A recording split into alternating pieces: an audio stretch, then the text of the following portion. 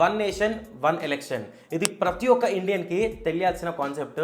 దీని గురించి క్లియర్గా మాట్లాడదాం. దీని పేర్లోనే ఉంది one nation one election. Normal elections ఎట్లయితే లోక్సభ ఎలక్షన్స్ అవుతాయి, లోకల్ బాడీ ఎలక్షన్స్ అవుతాయి, అదే స్టేట్ అసెంబ్లీ ఎలక్షన్స్ కూడా అవుతాయి. సో ఇట్లా డిఫరెంట్ ఎలక్షన్స్ డిఫరెంట్ టైంకి అవుతాయి. సో ఈ వన్ నేషన్ వన్ ఎలక్షన్ ఏం చెప్తుందంటే ఎలక్షన్స్ మనకి ఒకటేసారి కావాలి, 2 సార్లు 3 సార్లు ఇట్లా అవసరం లేదు.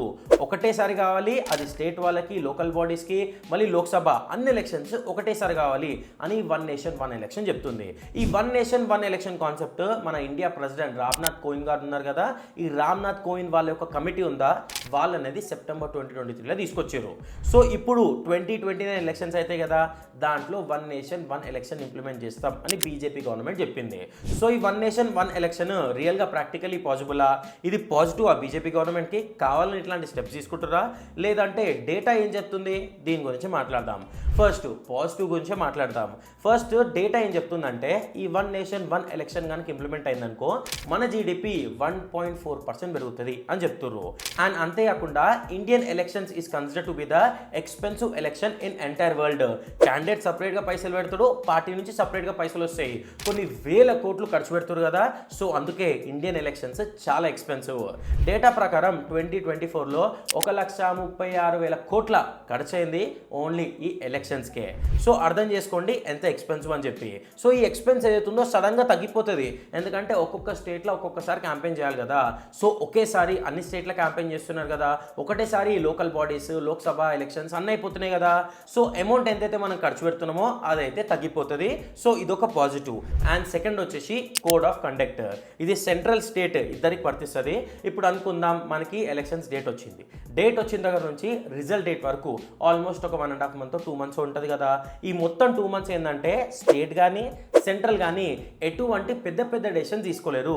ఫర్ ఎగ్జాంపుల్ హైవే ప్రాజెక్ట్స్ ఉన్నాయా, దాని మీద డెసిషన్స్ కానీ, వెల్ఫేర్ స్కీమ్స్ కానీ, పెద్ద కెపెక్స్ ఉన్న డెసిషన్స్ కానీ, ఇట్లాంటి డెసిషన్స్ స్టేట్ కానీ సెంట్రల్ కానీ తీసుకోదు. ఎందుకంటే ఫస్ట్ డేట్ రిలీజ్ అయిందా ఆ డేట్ నుంచి రిజల్ట్ డేట్ వరకు గవర్నమెంట్ పెద్ద డెసిషన్స్ తీసుకోవద్దు అని చెప్పి మనకి యాక్ట్లో అయితే ఉంది. సో ఇప్పుడు వన్ నేషన్ వన్ ఎలక్షన్ కదా, అన్ని ఎలక్షన్లు ఒకటే సైడ్ అవుతున్నాయి కదా. సో ఈ 1 month 1.5 months ఎవ్రీ స్టేట్కి, 1.5 to 2 months సెంట్రల్కి కూడా పడుతుంది కదా. సో ఈ వన్ నేషన్ వన్ ఎలక్షన్ వల్ల ఈ టైం ఏదైతే ఉందో డిఫరెంట్ అన్ని స్టేట్స్కి ఉంటుంది కదా, అది ఒకటే టైం అవుతుంది. సో డెసిషన్స్ అనేది తీసుకోగలుగుతాం, దానివల్ల ఎకానమీ అనేది కొంచెం అనేది బూస్ట్ అయిపోతుంది. సో నెగిటివ్స్ కూడా ఉన్నాయి. నెగిటివ్స్ ఏంటంటే ఇప్పుడు అనుకుందాం BJP government one nation one election తీసుకొచ్చిరు, బీజేపీ గవర్నమెంట్ గెలిచిరు 2029లో. అప్పుడు ఏమవుతుందంటే ఈ బీజేపీ గవర్నమెంట్ అనే కాదు ఏ గవర్నమెంట్ అయినా సరే ఏమైపోతుందంటే నెక్స్ట్ 5 years వరకు మనకి ఎటువంటి టెన్షన్ లేదు అని మైండ్లో ఒక థాట్ ఉంటుంది. ఫర్ ఎగ్జాంపుల్ ఇప్పుడు ఏదో ఒక పార్టీ పవర్లు ఉందనుకోండి, నెక్స్ట్ ఎలక్షన్ మహారాష్ట్ర, దాని తర్వాత కర్ణాటక, దాని తర్వాత కేరళ, ఒక్కొక్క స్టేట్లో ఎలక్షన్స్ అయినాయి అనుకో, వాళ్ళకి ఏముంటుంది సెంట్రల్కి, మనం చేయాలి, మంచి పనులు చేయాలి, మనం పబ్లిక్కి మంచి చేయాలి, అప్పుడే ఏంది వేరే స్టేట్ దగ్గర నుంచి మనకి ఓట్స్ వస్తాయి, ఆ స్టేట్ మన స్టేట్లో నుంచి జారిపోదు అనే ఒక భయం ఉంటుంది కరెంట్ పవర్ ఉన్న వాళ్ళకి. So one nation one election అనేది కరెక్ట్ కాదు అని చెప్పి కొంతమంది చెప్తున్నారు. అండ్ డేటా ఏం చెప్తుందంటే ఈ వన్ నేషన్ వన్ ఎలక్షన్ తీసుకొచ్చినాం అనుకో 60 to 70% ప్రాబిలిటీ ఏంటంటే ఎవరైతే రూలింగ్ పార్టీ ఇప్పుడు ప్రజెంట్ ఉన్నారో వాళ్ళకే ఓట్స్ వెళ్తాయి అని చెప్పి.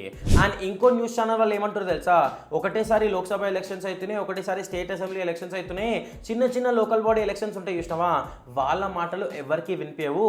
ఎందుకంటే పెద్ద ఎలక్షన్స్ అయినాయి అనుకో చాలా మంది ఆ పెద్ద ఎలక్షన్స్ క్యాంపెయిన్కే పోతారు, మమ్మల్ని ఎవరు పట్టించుకోరు, మా మాటలు ఎవరు వినరు అని లోకల్ బాడీస్ అంటున్నారు. అండ్ ఇంకొంతమంది ఏమంటున్నారు, ఈ టైం లైన్ ఏదైతే ఉందో ఫర్ ఎగ్జాంపుల్ ఇప్పుడు 2029కి మనం వన్ నేషన్ వన్ ఎలక్షన్ దాన్ని ఇంప్లిమెంట్ చేస్తున్నాం కదా. ఫర్ ఎగ్జాంపుల్ 2026 2028లో ఎవరో హర్యానా అనుకుందాం, హర్యానా సీఎం 2028లో ఎలక్షన్స్ వచ్చినాయి, హర్యానా సీఎం అయిండు, 2028లో ఎలక్షన్స్ వచ్చినాయి, మళ్ళీ 2029లో మళ్ళీ ఎలక్షన్స్ స్టార్ట్ అయిపోతాయి. అర్థమవుతుందా? ఎవరికైతే 5 years టెన్యూర్ ఉంటుంది కదా, ఇప్పుడు 2023 నుంచి 2028 5 years కదా, కానీ 2028 2027లో ఎవరైతే సీఎం ఉంటారో వాళ్ళ టెన్యూర్ 5 years కదా. మళ్ళీ అది 2 ఇయర్స్కి చేస్తారా, అది కూడా ఒక పాయింటే కదా. సో ఇట్లా నెగిటివ్స్ ఉన్నాయి, పాజిటివ్స్ ఉన్నాయి. సో నన్ను అడిగితే ఇది పాజిటివా ఇది నెగిటివా అంటే నేనైతే కొంచెం నెగిటివ్ సైడే ఉన్నా. ఎందుకంటే కాంపిటీషన్ అనేది ఉండాలి. కాంపిటీషన్ అనేది ఉందనుకోండి ప్రభుత్వం మంచిగా చేస్తుంది మనకి, బట్ కాంపిటీషన్ అనేది కరెక్ట్ ఉందనుకోండి ఇంకా మంచిగా చేస్తారు. సో వాళ్ళకి ఎంత వీలైతే అంత చేస్తారు, ఎందుకంటే అప్పుడే కదా మనం పవర్లో ఉంటాం అని వాళ్ళకు కూడా అనుకుంటారు. సో ఇదనమాట one nation one election concept. ఇంకా కొన్ని పాయింట్స్ ఉన్నాయి యాడ్ చేద్దాం అనుకున్నా, కానీ వీడియో లెంతీ అవుతుంది అని చెప్పి యాడ్ చేయలే. అండ్ ఇంకొక చిన్న రిక్వెస్ట్, మీకు కనుక మా కంటెంట్ నచ్చింది అనుకో, మా ప్రొఫైల్లోకి వెళ్తే ఫాలోయింగ్ అని ఉంది కదా, దాని మీద క్లిక్ చేస్తే యాడ్ టు ఫేవరెట్స్ అని ఒక ఆప్షన్ కనిపిస్తుంది. అక్కడ స్టార్ మార్క్ ఉందా, దాని మీద క్లిక్ చేయండి. రీల్స్ని స్టోరీస్ని ఆన్ చేసి పెట్టుకోండి. అప్పుడు ఏమవుతుందంటే నెక్స్ట్ మేము పెట్టే ప్రతి ఒక్క వీడియో మీ ఫీడ్కి వస్తుంది. అండ్ అది మాకు కూడా చాలా యూజ్ అవుతుంది. ఎందుకంటే మన ఫాలోవర్స్ నియర్లీ 5 lakh అబోవ్ ఉన్నారు, కానీ రీచ్ చూసుకుంటే 50,000 నుంచి 1 lakh మాత్రమే ఉంది. ఇంకేమైనా మేము ఇంప్రూవ్ చేసుకోగలుగుతాం అంటే కనుక తప్పకుండా మీ వ్యూస్ కూడా కామెంట్ సెక్షన్లో కామెంట్ చేయండి. మీ గైడెన్స్ మాకు చాలా ఇంపార్టెంట్.